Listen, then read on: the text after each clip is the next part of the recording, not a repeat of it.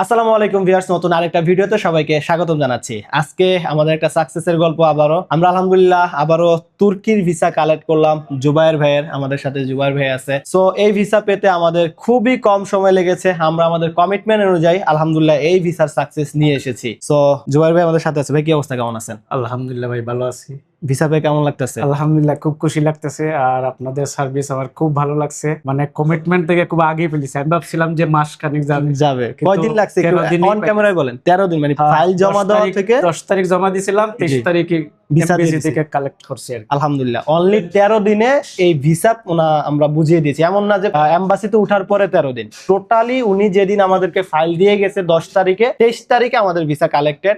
So ভাইয়ের জন্য শুভকামনা, সবাই ভালো থাকবেন। আর যারা তুর্কিতে যেতে চাচ্ছেন শর্ট টাইমের মধ্যে, অনলি 15 ডেজ 15 দিনের মধ্যে যারা যেতে চাচ্ছেন তুর্কিতে, তারা এখনই আমাদের সাথে যোগাযোগ করতে পারেন। আর 15 দিনের মধ্যে তুর্কিতে পৌঁছে দেওয়ার দায়িত্ব হচ্ছে আমার। সবাই ভালো থাকবেন, সুস্থ থাকবেন। আল্লাহ হাফেজ।